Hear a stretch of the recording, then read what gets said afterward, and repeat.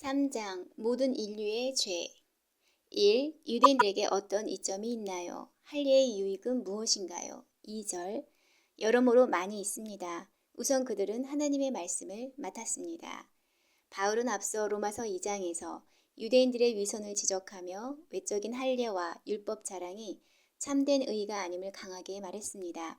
그러나 그렇다고 해서 유대인의 민족적 정체성이나 율법과 할례의 모든 가치가 무의미해진 것은 아닙니다. 바울은 로마서 3장에서 균형을 잡아줍니다. 그는 말합니다. 유대인들에게는 여러 면에서 분명한 이점이 있습니다. 그 첫 번째이자 가장 큰 특권은 바로 하나님의 말씀을 맡았다는 사실입니다.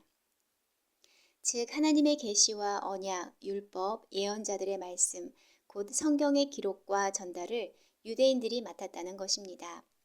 이것은 단순한 정보 보관이나 종교적 관습이 아니라 인류에게 생명의 복음을 전하기 위한 하나님의 섭리 가운데 그 민족이 선택되었다는 의미입니다. 할례 역시 단순한 의식이 아니라 하나님과의 언약을 기억하게 하는 표식이었기 때문에 믿음과 순종이 동반된다면 분명한 유익이 있습니다. 2. 율법의 역할은 무엇인가요? 20절 그래서 율법을 지키는 것으로는 하나님 앞에서 아무도 의롭다는 인정을 받을 수가 없습니다. 율법은 다만 우리가 죄인이라는 사실을 깨닫게 하는 것뿐입니다. 율법은 마치 거울과도 같습니다. 우리의 내면을 비추어 내가 하나님의 뜻에 얼마나 어긋난 삶을 살고 있는지를 드러내줍니다. 즉 율법은 죄를 짓게 하는 것이 아니라 죄가 무엇인지를 명확히 정의하고 우리로 하여금 회개하게 만드는 역할을 합니다. 율법은 엑스레이 기계와 같습니다. 엑스레이는 우리 몸속의 골절이나 이상을 보여주지만 그것이 고통을 치료해주지는 못합니다. 엑스레이가 없었다면 뼈가 부러졌다는 사실조차 몰랐을 것입니다. 마찬가지로 율법이 없다면 우리는 죄를 죄로 인식하지 못했을 것입니다. 그러나 율법이 보여준다고 해서 그것이 죄를 없애주는 것은 아닙니다. 죄를 용서받기 위해서는 율법이 아닌 예수 그리스도의 은혜가 필요합니다. 율법은 우리를 예수님께 인도하는 교사와 같은 역할을 합니다. 갈라디아서 3장 24절 3. 그렇다면 하나님께서 사람을 어떻게 의롭게 하시나요? 21절에서 22절 그러나 지금은 율법과 관계없이 하나님에게 의롭다는 인정을 받을 수 있는 길이 열렸습니다. 그것은 율법과 예언자들에 의해서 증거가 된 것입니다. 예수 그리스도를 믿는 사람이면 누구나 차별 없이 하나님에게 의롭다는 인정을 받습니다. 바울은 먼저 강조합니다. 지금은 율법과 무관하게, 즉 율법을 지키는 행위와 상관없이 하나님께로 나아가는 새로운 길이 열렸다고 말합니다. 이는 율법이 무효가 되었다는 뜻이 아니라 율법이 보여주기만 했던 의가 이제 예수 그리스도 안에서 완성되었다는 뜻입니다. 22절은 분명하게 선언합니다. 예수 그리스도를 믿는 사람은 누구나 차별 없이 의롭다는 인정을 받습니다. 인간의 노력이나 행위가 아니라 예수 그리스도를 구세주로 믿는 믿음을 통해 하나님께서 의롭다고 인정해 주십니다. 이 복음은 유대인과 이방인, 남자와 여자, 부자와 가난한 자 구분 없이 모든 사람을 위한 구원의 길입니다. 하나님은 차별하지 않으시며 누구든지 믿는 자에게 동일한 구원의 은혜를 베푸십니다. 4. 25절에 보면 죄를 용서하기 위해 예수님이 속죄 제물이 되었다고 합니다. 어떤 의미인가요? 25절 하나님께서는 그리스도 예수님의 피를 죄에서 구원하는 제물로 삼으시고 누구든지 그분을 믿으면 하나님과 화목하게 하셨습니다. 이 구절은 복음의 핵심 중 하나인 예수 그리스도의 속죄 사역에 대해 매우 중요한 내용을 담고 있습니다. 속죄 제물, 히브리어로는 카파르, 헬라어로는 힐라스테리온은 구약 성경에서 사용된 제사 용어입니다.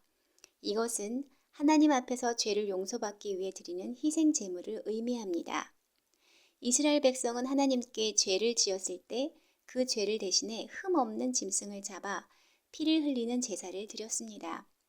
그 피를 통해 죄는 가려지고 사람은 다시 하나님과의 관계 속으로 들어갈 수 있었습니다. 예수님께서 속죄 제물이 되셨다는 것은 예수님께서 우리의 죄를 대신하여 십자가에서 피 흘려 죽으심으로 구약의 모든 희생 제사를 완성하셨다는 뜻입니다. 왜 예수님의 피가 중요합니까? 성경은 분명히 말합니다.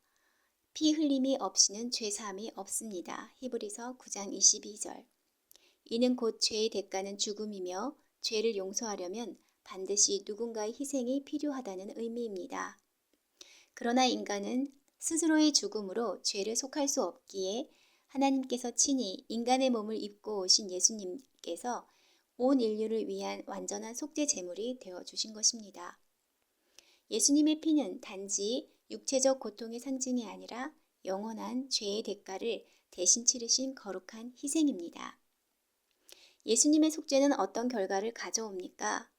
죄 용서, 예수님의 피로 우리 죄는 완전히 용서받습니다. 하나님과 화목, 죄로 인해 단절되었던 하나님과의 관계가 회복됩니다. 믿는 자에게 주어진 이 속죄는 모든 사람에게 열려 있지만 믿음으로 받아들이는 자에게만 효력이 있습니다. 5. 우리는 어떻게 구원받을 수 있나요? 29절에서 30절.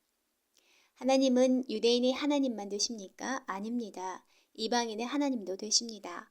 오직 한 분뿐이신 하나님께서는 할례를 받은 사람이나 받지 않은 사람이나 다 같이 믿음으로만 의롭다는 인정을 해주십니다. 이 말씀은 구원의 방식과 대상이 누구에게나 열려 있다는 복음의 핵심을 분명하게 보여줍니다. 하나님은 유대인만의 하나님이 아니라 모든 인류의 하나님이십니다.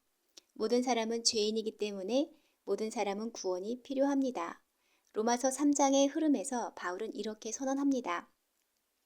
모든 사람이 죄를 범하였으므로 하나님의 영광에 이르지 못합니다. 영국에서 한 청년이 장난삼아 런던의 유명 인사 20명을 뽑아서 명단을 만든 다음에 일제히 똑같은 시간에 꼭 같은 전문을 발송했다고 합니다.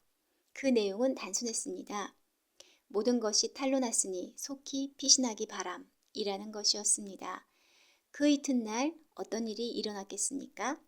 영국의 유명한 인사 20명이 같은 시각에 일제히 런던에서 자취를 감추어 버리고 말았습니다.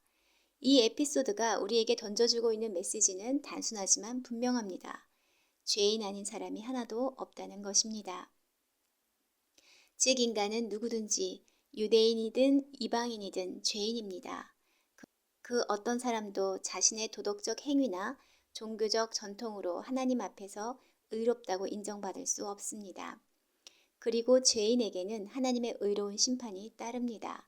죄는 반드시 하나님의 공의로운 응답을 불러오며 그것이 바로 사망과 심판입니다.